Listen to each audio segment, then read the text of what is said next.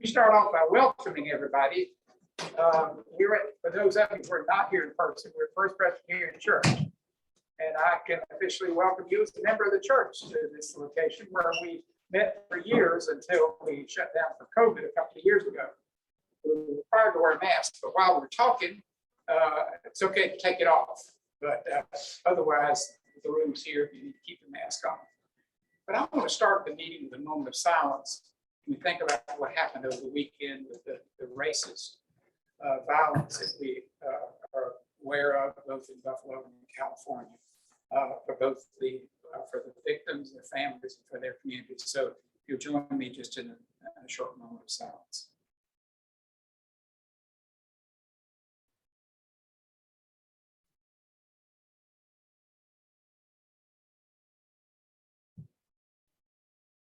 Thank you. We used to start all our meetings with introductions, a little harder to do with what we have here is a hybrid meeting, but I'm Dan Hudgens and I'm with the Durham Housing Authority, some other organizations, including the Coalition. And what I'm going to do is ask each of you if you'll just briefly give your name and what organization, if you are with one here today. And we'll start here on my right. Good afternoon. My name is Sheila Huggins. I'm with the Friends of Durham. All right. Welcome. Good afternoon, Dr. Willie Posey Hyman, new at-large city council member. I have to get knocking out that doctor, but I am so glad to be here today. Well, we're glad to have you.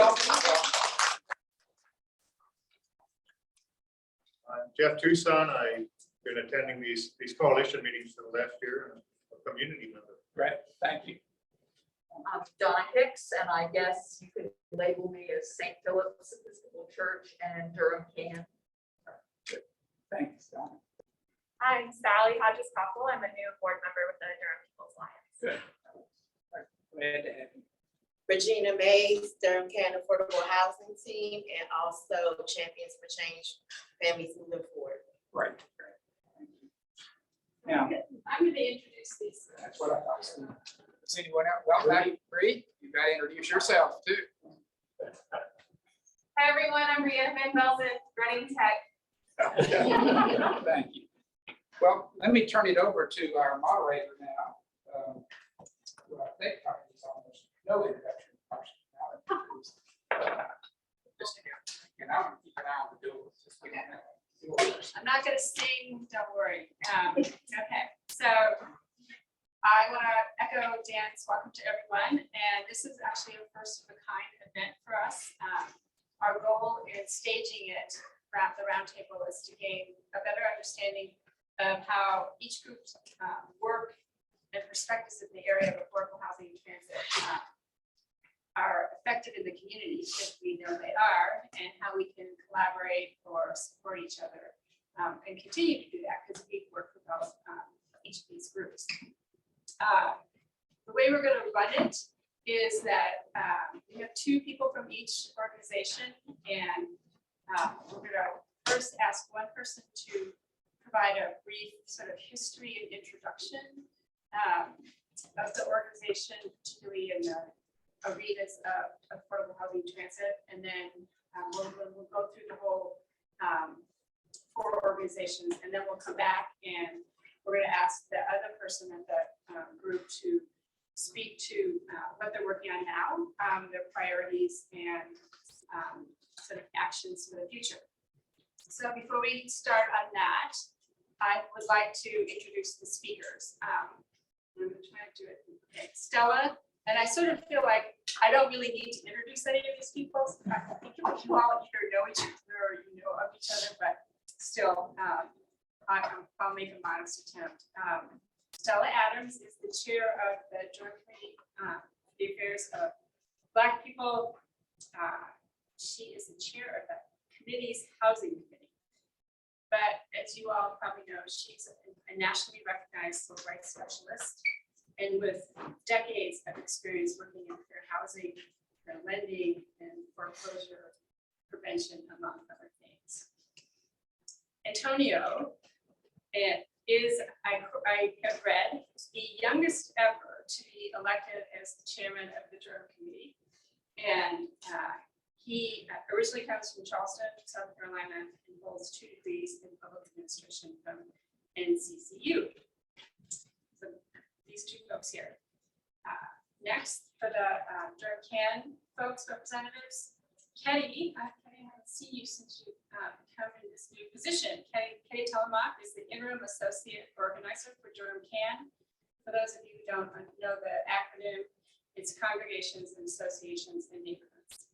Her specialty is education, and among other things, has served as an adjunct instructor in teaching. Ajax Woolley is a guest organizer with the Great Street community, and he is one of the co-chairs of CAN's housing team. Teresa Seibel, we claim her. She's a long-standing core coalition member, but she's also here today wearing the hat of the housing co-chair for People's Alliance. In her spare time, when she's not out doing street work for all kinds of really important causes and organizations, she leads the Healthy Homes and Lead Poisoning Prevention Program for Reinvestment Partners. And she, in the 90s, was a city council member of City of Durham. Adam is the current board president of People's Alliance. He's been a PA member since 2015 and a lifelong Durhamite. And he is currently 2L or second-year law student at. We've got it all the way on my left. We are now to the coalition members of this panel. Has worked as a volunteer with the coalition for 8 years. In other words, as long as it's been around. He's also worked as a community and neighborhood organizer in Durham, as well as serving as the mayor of Durham, as well as being our state senator and general counsel for Port Triangle.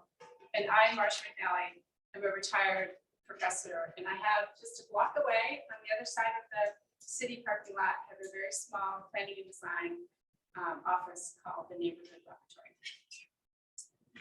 So with that, let's get to the questions. Now, I'm also going to come and sit next to where and where I didn't have to in a minute. Okay, so the first question is, and I don't know which of you, Antonio or Stella, are going to answer this, but first question is to give, or first charge is to give a brief overview of the history of the committee and a quick summary of recent work on affordable housing. So we can start. Who's the lead off? Want me to do it from right here? Or Can people hear Antonio from there, or you can wherever you work? okay, that's I fine. mean, this is actually quite That's- a. I can, Speak loudly at the podium, that would be part of it. Okay, all right. okay, great. I don't mind doing it, speaking about podium. Right. So again, I am the chair of Durham Committee on Affairs of Black People. Been around about 87 years here in Durham. It's a unique organization that was founded specifically to benefit Black folks in Durham. You know, we were founded by folks who started mechanics and farmers and North Carolina Mutual with, you know, Black professionals. They were. Oh, okay, just checking. I don't have a problem. And again, we've always advocated for the benefit of Black folks in Durham County, which has actually had statewide implications as well. So our recent work, and particularly around the housing and transportation, I'm gonna let the world-renowned Ms. Stella Adams get into that. She can give you more detail than you probably process, but she is an expert in that area. But for the Durham committee, our focus is as we advocate for Durham, we'll make sure that Black and brown communities are also at the table as well. So we are the most impacted by a lot of the issues, whether it's transportation, housing, healthcare, you name it. So that's some of the work that we've been doing. We have will continue to do. So again, Ms. Adams, if you want to pick up on the second part of the question. Well, there's the second question will come back. Oh, okay, the second part of the first question. The second part of the first question. Yeah, okay. This is making it complicated. Okay. You feel like you need a more voice. No, but you can also go like this. So. I can't do that. Okay, you can. Okay. I apologize, but I'm immune compromised, and so I'm not taking the mask off. I'm lucky to be here in front of you today, blessed to be here. The Durham Committee on the Affairs of Black People. First, I want, Antonio usually does this, but he was in a hurry. It's for all Black people and brown people in Durham. It covers Afro-Latino people. It covers Black LGBTQ transgender people. It covers all seniors and youth in Durham. And we have committees dedicated to all of that. I am proud to chair the Housing Committee of the Durham Committee on the Affairs of Black People. And our priority is the implementation of the affordable housing bond, transit equity for Black communities in Durham, particularly which one? Route 9, right? And I'm gonna stress Route 9 every time I get a camera angle. The Fayetteville Haytie corridor is commanded by Denise Hester, who is in charge of the Route 5 transit equity initiative. Benita Green is covering Merritt Moore. Miss Mayor Audrey is covering Walltown. I want you to know these communities are active and engaged and participating with the Durham Committee. We stand behind them and with them. That's our agenda. All right. Here.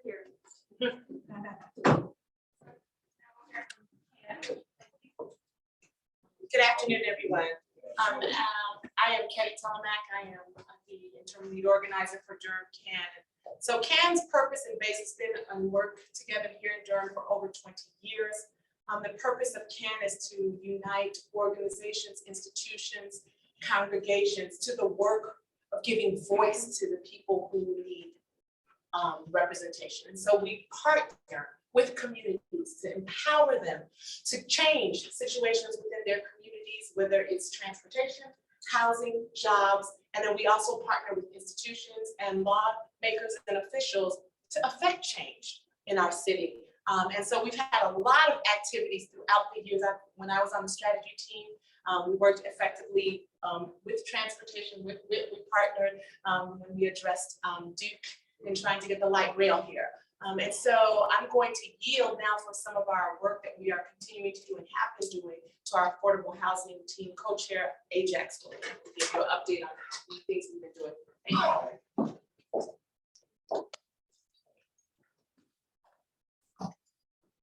Good morning, good afternoon, whatever it is now, thank you.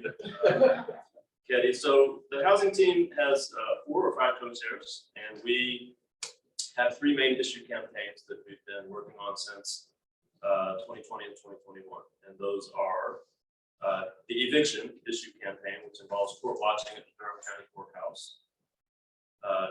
DHA accountability, so monitoring and interfacing with Durham Housing Authority staff and board and residents to see how the community is affected by the policies and the changes coming along with redevelopment and the growth of Durham in particular.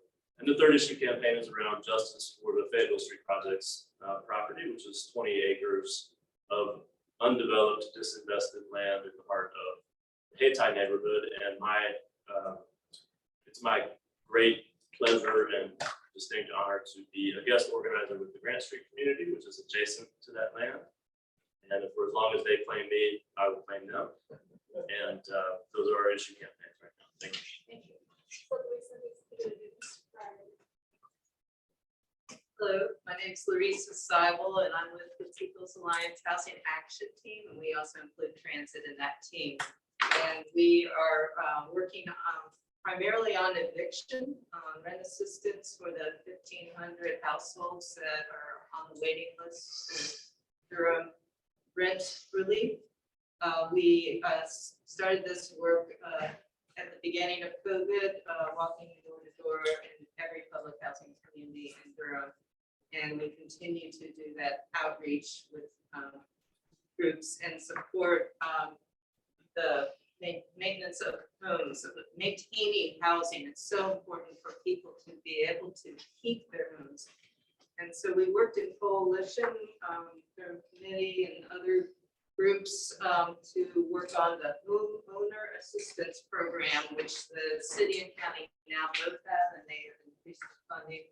And we need to figure out what systemic change we need in our city and county so that people, working people who just don't have enough income and whose rents have gone up or they have lost income still due to COVID and still need help catching up. We need a systematic change in the way that we deal with evictions. People should not be put out of their house due to money. Money can fix this problem, and I hope that you will encourage the city council and the county commission to use ARPA funds. There's a meeting on Wednesday at 2 p.m. on ARPA funds, and I hope it'll be in the chat so you can register and even speak if you wish as to what priorities you want the city to use the ARPA funds. So that's my message, and I'm going to let Adam Geyer, our president of the Thanks so much, Larissa. I think that was a really comprehensive coverage of what we are doing in the housing space right now. I did just want to give a brief introduction to People's Alliance. We just celebrated our 45th anniversary last year. We tried to be Durham's progressive home, creating multiracial, cross-class, intergenerational partnerships for creating progressive change across a lot of Durham's policy areas. We are organized in a number of action teams. And so Larissa helps co-lead the housing and transit action team, which will be discussed in the board today. So really appreciate you all being here.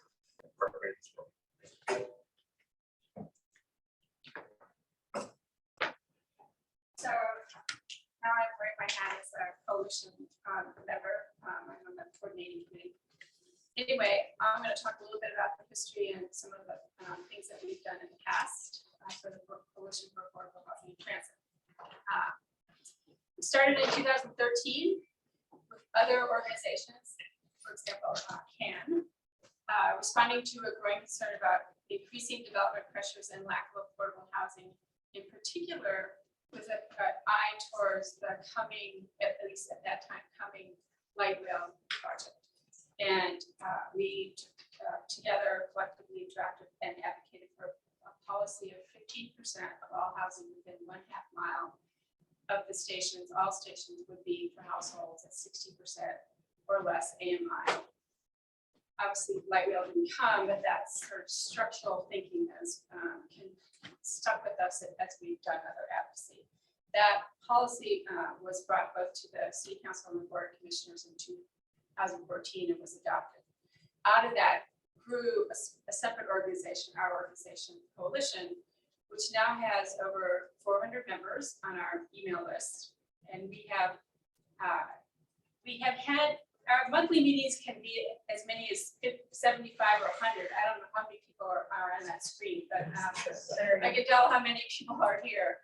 And since 2014, we have really worked to broaden both our understanding, all of our understanding about these issues about affordable housing and transit by inviting speakers to our monthly meetings, which we've held here until the pandemic hit. And our speakers can be people from government, whether they're elected or appointed, or staff people, nonprofit organizations, people from the for-profit development community, and actually other people from other cities and counties to learn the breadth of what these issues are about. We're an all-volunteer group with no budget and 2 active committees. Our work is often done in coalition with other organizations such as the ones here, but also the Durham Housing Authority, the Investment Partners, the North Carolina Coalition to End Homelessness, Families Moving Forward, DCLT, CASA, Self-Help, Durham Congregations in Action, First Pres, Go Triangle, North Carolina Legal Aid, Habitat for Humanity, Duke Office of Community and Durham Affairs, Duke Chapel, various other churches and neighborhoods such as the ones that Stella mentioned, Walltown, Braggtown, and Merrickmore. Core members of our group, some of whom are in this room right now, have sat on and chaired committees and boards such as the city's Affordable Housing Bond Committee. In other words, the committee that was formed to envision the bond and then get the word out in the community before it was voted in, and the subsequent implementation committee. Durham Housing Authority Board, the Durham Planning Commission, and the Durham Comprehensive Plan. We tirelessly write letters. I mean, we've done a lot of them. We meet with city and county staff, elected officials, advocate for better transit, more affordable housing. We have held community forums with the city and county candidates for every election since 2017. In addition to improving city and county policies for affordable housing and housing incentives and the use of public land and housing, we've successfully worked for the construction of 82 units of affordable housing on Willard Street. Yay! A project that when it first came to council was slated to be a market rate retail and housing project. I don't know if people remember that. Working definitely with CAN, priority commitments of 80 units of affordable housing at 60% AMI or below in the old police headquarters in perpetuity. In other words, it would go in the deed. Obviously, passage of the affordable housing bond, $95 million in 2019, the largest ever in the state. I wish Jim Savaro were here. The countywide tax assistance program, working Jim and Stella for low-income homeowners.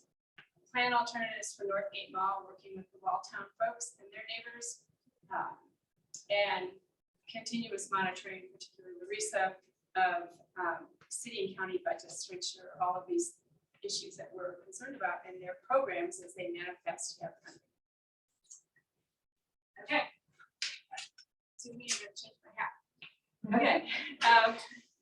Now acting as the moderator again. So the second sort of question or theme that we want people to address is what are your priorities and your actions now for the next few years that you're working on? Some of you have already sort of hinted at them. And this is sort of where we're hoping that we can find areas that we can work together. So let's start with me.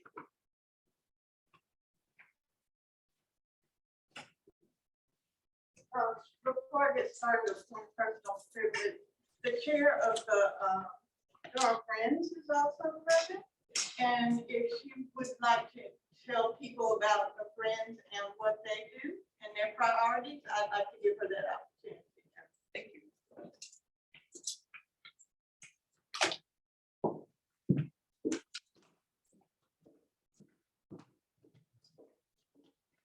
Good afternoon, everyone. My name is Sheila Huggins. I am one of the co-chairs of the Friends of Durham. We now have two co-chairs. We've divided responsibilities, and I work primarily on government and policy issues. I practice law here in Durham, but I actually have a master's in public administration and work at the state level and at the local level. So I have a lot of knowledge and experience about how government functions. So one of the things that we like to do with the Friends of Durham is to take a look at some of the issues that are going on and to think primarily in terms of what is best for the residents of Durham. Now, in the past, when we had our largest affordable housing bond across the state, we sat down and we actually came up with some of the things that we wanted to see. One of those things that we wanted to see in order to get behind this bond was to say, hey, are we going to have a committee that's going to provide oversight? A lot of times we see these initiatives and projects come forward, but the community doesn't really have any sort of process to sort of understand where things are and what's going on. So we decided to get behind this project because we felt like, again, this was going to be the best thing for the residents of Durham. I'm glad to be here today, and I hope to hear what the rest of the panelists have to say, and I look forward to taking that back to them. Thank you for having me. All right, thanks for letting us know, and so thanks for seeing the floor. Thank you.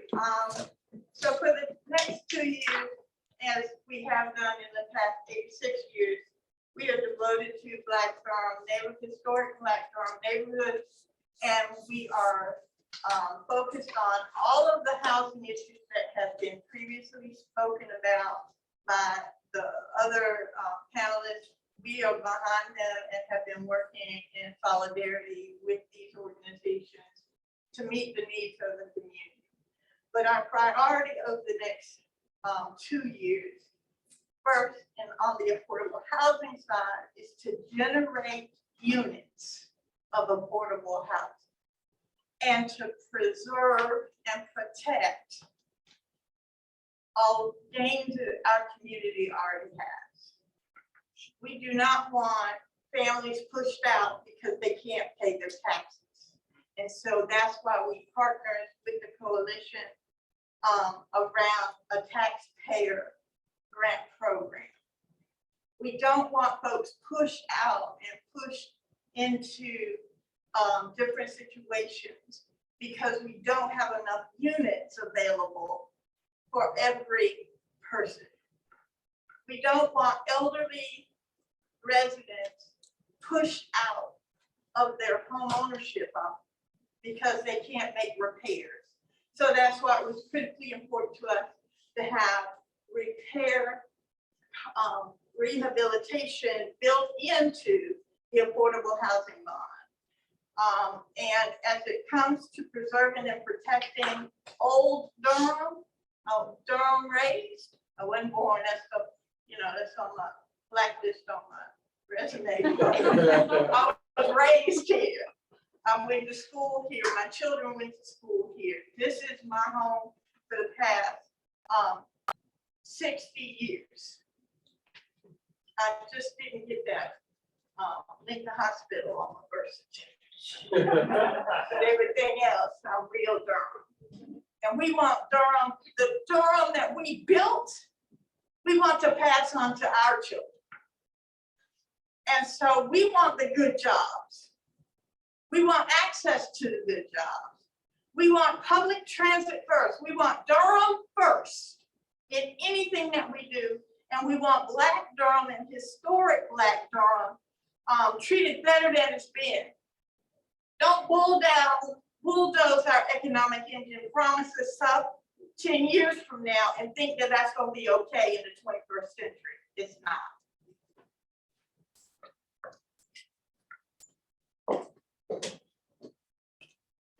I don't think it's fair for me to follow her path. We should explain it. But CAN stands, just as the committee does, determined for the next 2 years, one of our projects is dealing, when we talk about affordable housing, our Grant Street community that sits adjacent to the Fayetteville projects. When you talk about promises that were made to people, when you look at Durham today, the face of Durham is changing. And Durham CAN stands ready to be at the forefront, at the table of these changes. Durham is changing, and the people who are being pushed out are the people who built Durham, and it's not fair. And so CAN was key in getting that property at Fayetteville projects to get the city to buy it back, for the people to have a say in what will be built there. And there's nothing there, and nothing has been done there. So that's key, one of the key projects on our table in dealing with affordable housing. What's going to happen there? That the people in that neighborhood have a say as to what's going to happen there. That they have, that their homes currently now are protected. We talk about repairs, meeting with the women from the Grant Street project. Their homes are legacies, but they need help. And so CAN is committed to that as well. Another big project is our evictions work. And we hear it all the time, evictions are rising.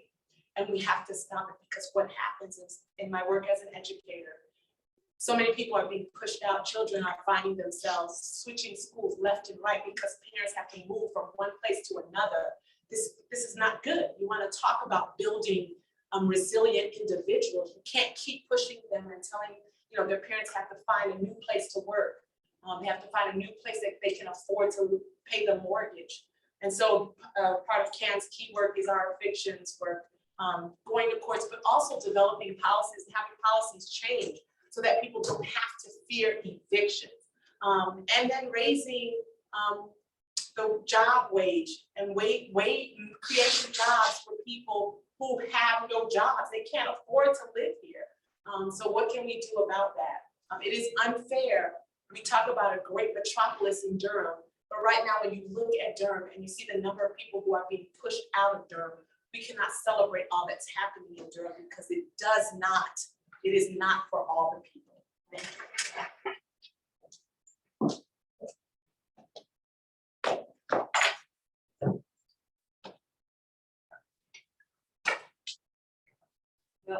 I support what has been said certainly, and I want to add a few things. One is that People's Alliance Housing Action Team was involved. One of the PA leaders who passed away, Ray Earhart, brother Ray, and he was the one who said that if you're going to gentrify Southside, you've got to have homeowner grants for taxes that will rise and for repairs that are needed so people do not lose their homes. And he continued to work for home buyers to prepare the people and go to the people first in Southside to buy the homes and to build homes that were affordable. And then again, for renters, we worked on trying to keep homes affordable. One idea that Jim Savara, one of our training guy, who's going to, I hope, help us figure out how to support renters with vouchers for rent to keep the homes affordable and stable. As you said, it's so important for children to have stable homes and not be displaced. And then for people who are homeless, we really need more permanent affordable housing and programs for mental health, substance abuse, jobs. We mentioned also jobs that you can live on, jobs that you can pay for rent and support your family. And that includes people who do not have perfect records, people who may have had a criminal conviction, people who may have had an eviction, which is now permanently on their record. We need to ban the box on applications if people have not have recovered and are ready to rent a house. We should be making homes that are funded by the city and county available to people who are able and willing to be good tenants. We should not permanently ban people from housing. And we certainly shouldn't be evicting people from our community supported housing. So I hope that you all will support that and we can work together for a better Durham. Thank you.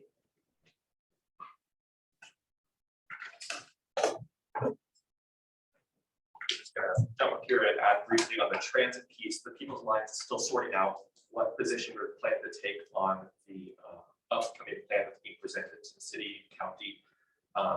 We're going to host a progressive issues forum this summer to really digest the specifics. I think we share a lot of the same goals as the other organizations. We just want to figure out what mix of strategies that might entail, especially given all the opportunities right now with President Biden's infrastructure law, capturing all the money that we can from Durham for that, for whatever we do propose. So thanks so much.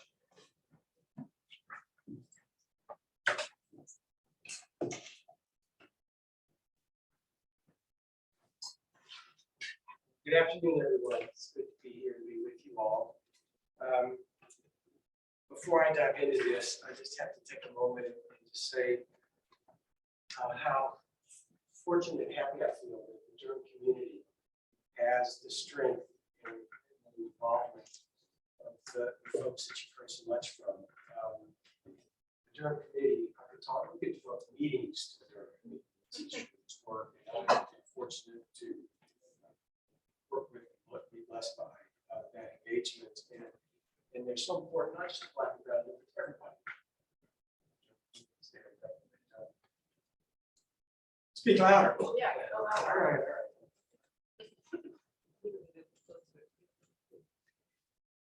I usually can talk loud enough. We'll give it a try. And I think that can be solved. I remember helping get PA started, and I've been so proud about its endurance and their work and the critical role that they played. And CAN, I also can't say enough about from the beginning. As an elected official, it was not always fun, but CAN invited you to be there, but it was important to be there and that you respond. And then I love the work that they've done. And Durham, really, we just are so lucky, and Sheila, I appreciate you being here. And a lot of folks say Durham is so crazy and where I say Durham represents an active democracy. It's what democracy looks like in a local community. We're so fortunate to have that. I want to say one other quick thing, which is Rosa Anderson. Rosa may be with us virtually. And it's great to have the 30+ folks who are with us here virtually. But Rosa is the one who urged us to have this kind of meeting and kept pushing us to have this kind of meeting. And as you get to know Rosa, you realize that she's someone who spends a lot of time trying to help those of us in the Durham community do a better job of talking to each other and listening to each other and building understanding. And so Rosa, thank you for getting us to today. As Marcia's mentioned, this 4-party, 5-party discussion can lead to clearly better understanding, but perhaps better ways to support and work together going forward. Quickly about the coalition's work or engagement in the community. As I was trying to list it, it struck me that a lot of it is in the sense of oversight and continuing engagement and advocacy around things we've been doing. And that's really been a lot of it. There's the 300 and 500 East Main Street affordable housing development that the county's doing together with the Wall Street development. In fact, if you just look over here as you come out, you'll see the parking lot going up. We're going to wrap that with affordable housing units and put them up down on 500 East Main as well. We're going to get 320, 330 affordable housing units in downtown, the largest single commitment to affordable housing. And we're talking about rental at 60% AMI was so important to help and below to help folks.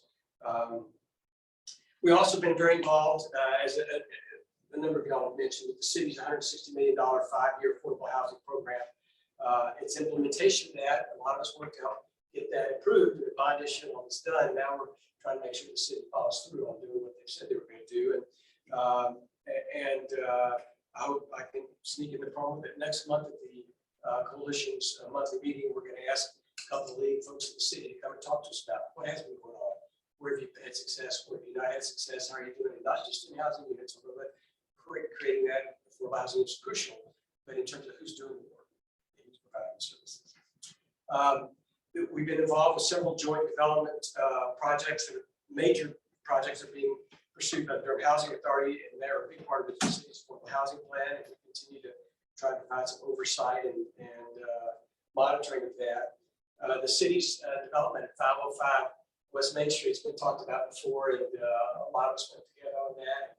A lot of fun trying to make sure that the right thing got done there. Again, that was like it at Willard Street. The city said perfect for upper end apartments and luxury upper end market business and office. And we said, yeah, it needs to be a minimum of 80 units for affordable housing. The city council's strong backing. It's great to have the newest member of the Durham City Council with us. Has been consistent for years to say, yeah, that's what they want to see done. And the number one priority is affordable housing. And you know, we got it. Now, the development team sort of fell apart the first time. We're going back at it the second time. We both the same thing. And it's going to be great because they'll have affordable housing, as Willard Street does. It's not just affordable housing for 5 or 10 or 15 or 20 years. It's going to be affordable housing forever. So those are units that Durham will always have to make sure that our downtown is a place that welcomes people from all walks of life to come and live and raise a family and pursue your work. We've been involved with the city county affordable housing incentive policy for developers, which has not been a resounding success. Nothing was done before. We improved it. It got a little interest, but we need to continue to work on that. You all know that there's a comprehensive plan for all of Durham going forward right now. And we're continuing to work with that and monitor that to try to make sure that good things are happening for neighborhoods, but also for affordable housing. We're involved with the city and county's ongoing effort to provide safe and affordable shelter for its homeless residents, including new initiatives just in the past few months for both more living units and for the support services that those folks clearly need. And we could talk a long time about that, but we're fortunate to have the CH3 committee and Terry Hollowall providing us leadership there. The county's new 20-year transit plan, you all heard about and know about it. We have copies of our transit statement up here. Of course, it's ongoing and it's still being developed. We'll have to see how that goes and continue to try and make sure that I like Durham first. I like Durham first. Of course, you know, I like access for all Durham residents, low moderate income, where the jobs are going to be as well. That's really important to me too. But As long as it's allow them to get to every shift. get there, absolutely. And on the weekends and at night. Absolutely, well said. This new program that Jim Sparrow on our group, Marisa Seibel in our group, spent years on. Stella Adams jumped right on it and was I can't say enough about her strong leadership. And I know Ken is right there with us too. But that is just an example of what we're doing in Durham. That low and moderate income homeowners should not be forced out of their home because they can't get property taxes because of all the gentrification and new development in Durham. And the great news there is not only finally after 2 years, county commissioners took a while for them to warm up to it, but they got there.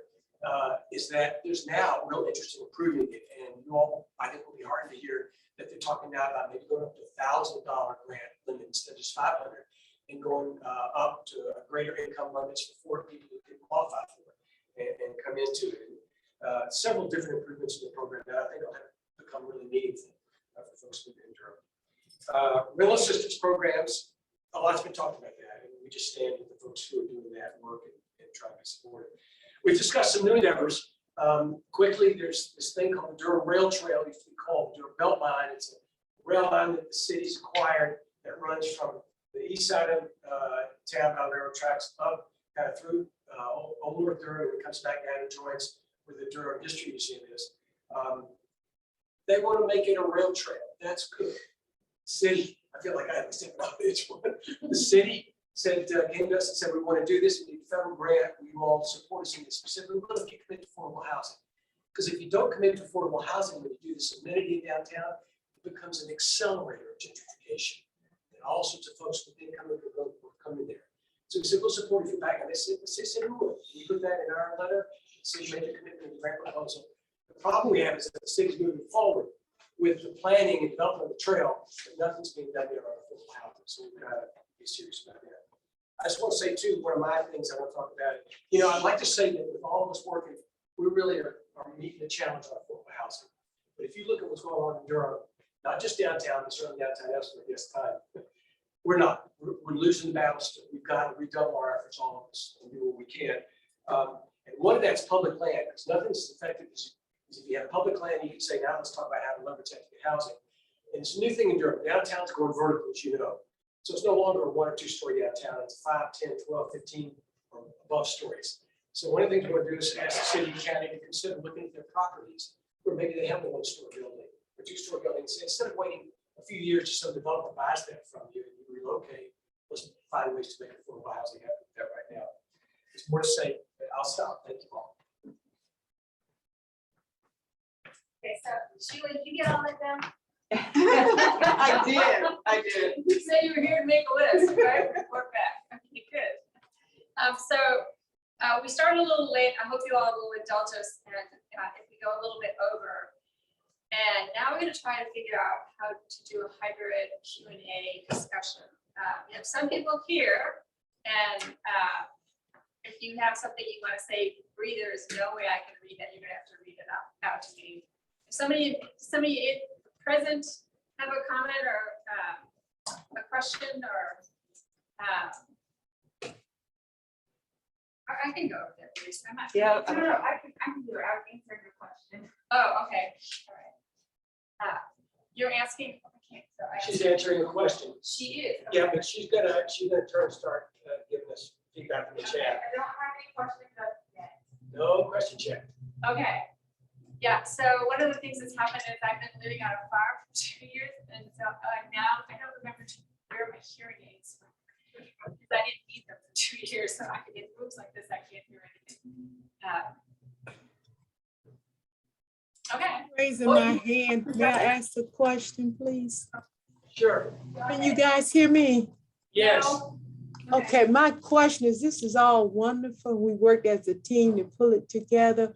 But my question is, now what? What do we have in common? I heard some common denominators, so we're not all over the place. That was the purpose of bringing us together, that we have compassion and real concern about Durham. And I just want to see us focus on at least 3 focus areas before we leave today, if that's possible. So what do we have in common, AJAC? What can we focus on moving forward as a collective group? That's my question. Okay, once she started going like this, and I could pick up her I was like, that's Rosa. Okay, so AJ, what do we have in common? This is Rosa. This is Rosa. Hey, Miss Rosa. Well, I don't feel like I'm the right person to speak to what we all have in common, but I think we can all agree that we share a particular challenge, which is that even with all the people in this room and 30 people on the Zoom, 30, however many people are on the Zoom, we don't have everyone in this space who needs to be in this space. And not everyone is capable of joining even a hybrid meeting in the midday on Monday because people are at work. Not everyone is capable of operating the technology that they would need to join the meeting remotely. And I think as a community, our biggest challenge is to create spaces for listening where the people who are most impacted by the issues we're discussing can be heard. And that's not as easy as it sounds, but I think it's a challenge that we all share in common, and I would put that at the top of the list myself. So Ajax, is this a challenge that you're encountering in the Grant Street work that you're doing? It is. And what are you doing to overcome it? I am going to them. And I sit with them. And I ask them to make time. And I make time to be with them. And it's slow. It doesn't move at the speed of development. It doesn't move at the speed of civic funded community engagement. It doesn't move at the speed of policy committees, but it's the only real way and right way to hear what people who have been suffering for generations from the issues we're describing need and want. And I don't think there's any way to bypass that. And I think we would all do well to slow down a little bit and find a way to make it happen. Thank you, Stella. You want to follow? AJ's absolutely correct. I am remiss because I did not shout out Vanessa Evans with the Braggtown Community Association and the work that the people of Braggtown are doing for themselves. They come to us to back them up, but they are doing the work for themselves and community. We recently brought the policymakers to Braggtown on a bus ride. And while we were trying to show them the inequity of asking this community to wait 10 years for improvements to their bus for a commuter rail, because that's what the current options say. I don't know what the future options say. I can only go by what's current, right? While we were there, we had to stand in a ditch to wait for a bus. We observed in our horror an elderly woman in a push wheelchair trying to cross the street to get to a bus stop. We were all terrified that she was going to be hit at what they call the dead man's curve. But there was nothing like having the new CEO of Go Triangle actually witness community.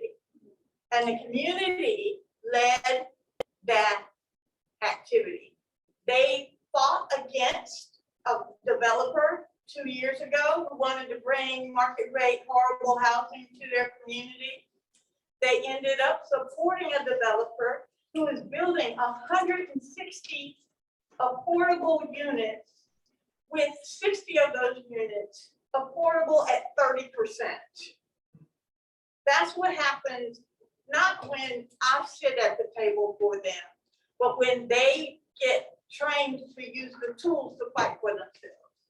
So our experience in Welltown has been, we have been riding the bus, but it's been a very interesting similar. We couldn't actually go to them and sit with them because we started working with them at the very beginning of COVID. But we figured out a way to communicate by Zoom and over the phone. And people always, people will say to me, well, what you all, did in Welltown was so great. And I'm like, they didn't, in a lot of ways, they didn't need us. They totally know what they're doing. But one of the things that we've done is been able to provide them some technical skills that their team didn't have, and then also stick with them. Okay, not just like a one-off on the one project that we worked on, but keep going back. And so because we had that relationship, we were able to work on, help them with, along with David Works, process the survey data and do some illustrations about that. When they ran that big online survey, we were able to jump in and actually live in Bar, and I think Larissa, at the very end of the year, go out and try to get people to sign up for the tax assistance program. So that I think that stick with not only go and listen the first time, not only provide a service, but keep at it, because you know it goes on forever. These things go on forever. Anyway, I know I don't want to be. Let's take any more questions or One more question. Okay, let's hear it. All right, it's from Allie Hargrove, who is a Duke graduate student and is one of the leaders of Duke's Duke student CAN team. Which was strong last night. So fast. Yeah. And so Allie's one of the leaders of the Duke Graduate Council. In the panel's opinion, what responsibilities or roles do universities like Duke play in the affordable housing crisis, particularly when thinking about graduate students who are not housed on campus?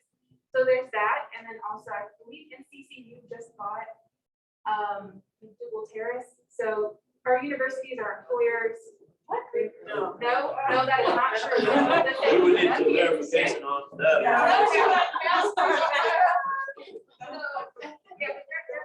There's university students who need housing. There's also university students taking housing. So to Allie's question, what role do universities play? So private owners like Duke, private university, have land that they're not using. It would behoove them to dedicate and commit a lot of that land to affordable housing, especially if it's land that's you're doing nothing with it at this time. Duke, and thank you, Allie, for that question. Duke graduate students, their numbers are greater than their undergraduate students, and if they don't have housing, then they become, as was noted and given to us information by that graduate program, by our team there, they become the ones who are going into the apartments that would be used by our neighbors, those in the communities who could afford it. So now they are in the crunch, they're in the competition with affordable apartments, and those prices are skyrocketing at this time. So they can't even afford the apartments now. So we look at families who have to move out of apartments regularly. Why not run action on Duke for the land that they're not using and commit them to saying, hey, you know what, we're gonna build some affordable housing here, make it accessible for our graduate students, but also for the community, because the graduate students are part of Durham community. So why not incorporate the Durham families as well as our Duke students who are coming and receiving an education here, but also afterwards, many times they become part of the community as well. I think we're going to You know? Yeah. Yes, so in terms of graduate students, I think we have to be at least aware that sometimes graduate students don't necessarily have income as prescribed by Uncle Sam, but they have needs. So they are in competition with families who will legitimately have a need for housing. You see, so if you're a graduate student and you come from a well-established family, and Uncle Sam sees you as a broke individual, you now qualify for some of those same services. So that's what's going on. The other piece of it is, being the county's #1 employer, you can change your wages. Yes. So it's just a two-part thing. You can change the wages Yes. and offer other services. So I think as we look at this, I mean, housing is a messy issue. It's not clean. It's never really clean. But I think when we look at NCCU, Durham Tech, and Duke University, all these institutions, you know, what does that look like for your student housing? And what does it look like for people coming into Durham, using the services, you know, but may not necessarily stay in Durham. There's those dollars that are coming and going, you know. So I think to your point is utilizing land, and also trying to, I don't know, actually decrease the competition between graduate students and regular Durham residents who need the services. But I think that's be part of the discussion as well. Yeah, I guess Antonio said a couple of things that I think are really important to be said. I agree. I mean, Duke, and not just in some of the other institutions you mentioned, are members of our community and they have impacts. And when they're telling a lot of the folks who have come to school there, what the community and the sort of housing, we don't have the responsibility for it, that's just wrong. And that drives up the price and drives out people who otherwise have been a part of the community. And so, yes, land from Duke. Yes, actually money from Duke as well. Berkeley just made major capital commitments to affordable housing in their community. I mean, other schools have done, they can step up to. The last thing that was fascinating for me to learn is that folks who are homeless, they did a study just recently in our area in Durham. And the folks who are homeless, when given a safe, stable place to live, their medical expenses go down 60%. The cost of providing medical care, which usually is emergency room medical care at Duke, which is the large provider in the area. So they have a financial benefit to be gained by providing more housing and stable housing. Thank you. So you want to add one more thing? We need to wrap up and we have some announcements. But No, anybody? and I just wanted to say yes, and key factor, the greatest non-medical prescription for health and safety is housing. Not just housing, stable housing. Yes. When you talked before about children being moved from school to school, children who moved 3 times before the 3rd grade are earmarked for prison by the 3rd grade test, because instability in housing and education for children is the #1 indicator of low performance in life. We stabilize the housing, we improve the children in our community's options and opportunities. With that, I'm done. Yeah.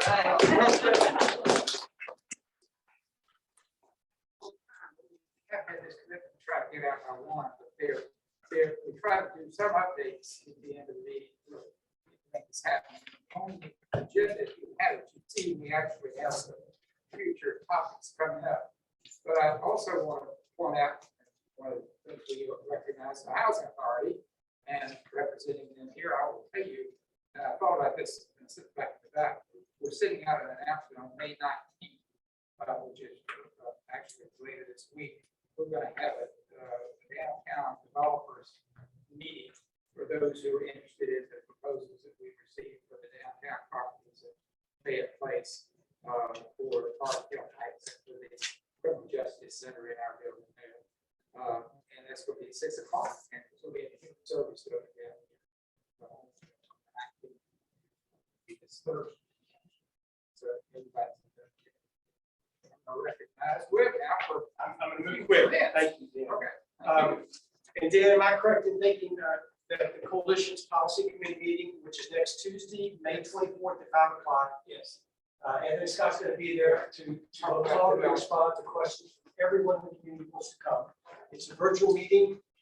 We hope it moves to hybrid soon, about Fayette Place. So you have thoughts about Fayette Place, interest in it, questions, concerns. Next Tuesday, the 24th at 5. I mentioned that next month we're going to look at the city's affordable housing plan. The other thing that I was asked to say a quick word about is the city, as it develops the comp plan this Wednesday evening at the downtown main library, is having an Ask a Planner session for anyone who has questions or wants to get feedback on the comprehensive plans. This Wednesday at 6 to 7 o'clock in the evening. With that, thanks everyone. It's great to have you here virtually and in person, and we look forward to seeing you again. Take care. Thanks, First Grads. Nice to be back. Yes.